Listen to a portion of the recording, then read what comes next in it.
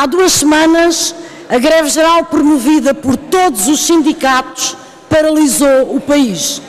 Há mais de 20 anos que não se erguia uma resposta social como esta. Em nome do respeito pelos salários e pelas pensões, em nome do emprego e da dignidade. Esta foi a resposta necessária pela voz da maioria. Nesse dia, o Governo prometeu que ouviria os grevistas.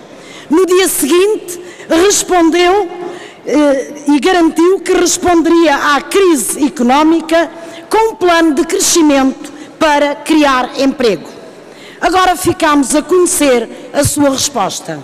José Sócrates quer facilitar os despedimentos através da redução das indenizações às vítimas. Se há emprego, as soluções de Sócrates não é promover a criação de emprego, mas sim facilitar o despedimento. Se há desempregados, sem subsídio e atirados para a miséria, a solução de Sócrates é diminuir a indenização no momento do despedimento. Os trabalhadores que fizeram a greve nos transportes, nos serviços públicos, no setor privado, ficam agora a saber que o Governo não os ouviu porque quer persegui-los com a diminuição dos seus direitos. Os trabalhadores que não fizeram greve porque têm emprego precário e contratos temporários, sabem que o Governo os coloca na mira da facilitação do despedimento. A solução Sócrates de promoção do despedimento é a maior ameaça contra as pessoas e contra a economia. E bem se verifica a convergência entusiasmada do PSD e do CDS com a solução Sócrates. É essa a ameaça que temos que vencer. Uma semana depois da Comissão Europeia ter feito saber que entende que Portugal deve tornar mais fácil o despedimento, uma pretensão prontamente negada por José Sócrates e Helena André, eis que os mesmos, José Sócrates e Helena André, se prepara para diminuir as indenizações por despedimento. As declarações do Primeiro-Ministro tornaram-se no teste do algodão da política portuguesa. Quando José Sócrates aparece a negar ou a repudiar uma iniciativa, sabemos que é uma questão de tempo, até que o Governo apresente como seu o que antes criticava. De resto, as declarações convictas e inflamadas do Primeiro-Ministro não começaram há uma semana. Sabemos o que disse no verão passado.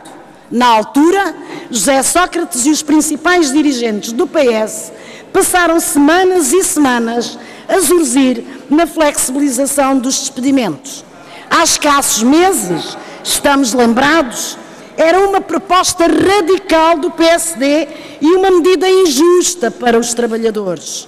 Quando faz sol, José Sócrates encarniça-se contra qualquer medida que facilite os despedimentos.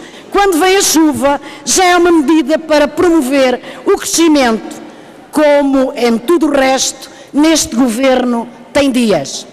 Senhor Presidente, senhoras e senhores deputados, o Ministro das Finanças diz que a economia nacional ganhava se os privados, veja-se só, seguissem o exemplo dos cortes salariais na função pública. Conhecemos este discurso. Mas também sabemos que uma das medidas com maior impacto do primeiro PEC é a diminuição das prestações sociais aos desempregados.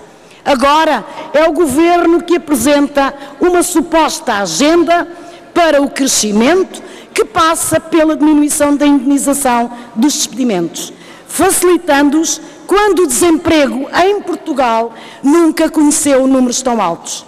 Em todas estas medidas, o mesmo padrão.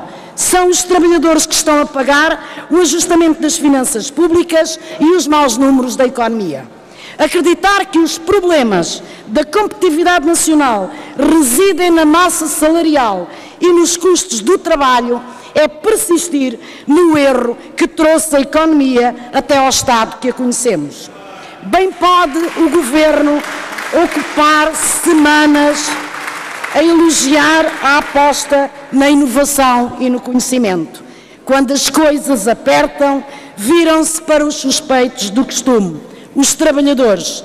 Sabemos agora que os custos do trabalho em Portugal, muitas vezes utilizados para defender a flexibilização laboral e a diminuição dos direitos e salários, foram inflacionados durante anos por um erro do Banco de Portugal. Repare-se que não estamos a falar de um pequeno detalhe, mas de uma diferença de 11 pontos percentuais.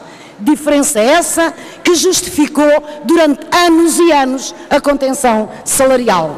Fernando Henrique, um dos responsáveis económicos que tem reclamado a prioridade da flexibilização dos despedimentos, declarou que se a lei fosse alterada, despediria 20 trabalhadores.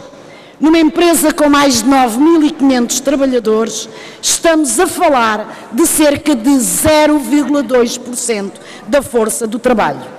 O objetivo está longe de ser aumentar a eficiência empresarial, mas reforçar o autoritarismo por força do medo, tornando a instabilidade profissional uma constante no dia-a-dia das pessoas.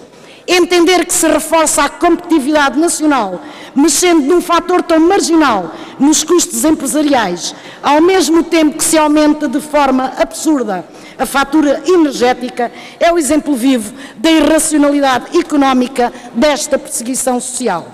Atentando no exemplo da Grand Force, uma das últimas empresas a anunciar um despedimento coletivo, sabemos que um ano antes de demitir mais de 300 trabalhadores, alegando que o fazia para defender a viabilidade económica da empresa, distribuiu prémios aos seus administradores. A situação da empresa é boa para distribuir prémios e mordomias aos gestores, mas é má para os trabalhadores. É sempre a política dos dois pesos e duas medidas. O que arrasta a economia nacional para baixo não são os trabalhadores e os seus baixíssimos salários, mas medidas como o brutal aumento da fatura para as empresas, um acréscimo de dezenas de milhões de euros para algumas das maiores exportadoras nacionais, e estou a falar do aumento da eletricidade, e também o aumento da carga fiscal. Apesar dos números da economia que tornam claro a irrelevância dos custos do trabalho no atraso económico nacional, instado a escolher entre a voz dos trabalhadores, que disse que iria escutar, e a agenda liberal da Comissão Durão Barroso, também defendida por Cavaco Silva, José Sócrates escolheu os seus parceiros. Porreiro para quem, pá? Disse.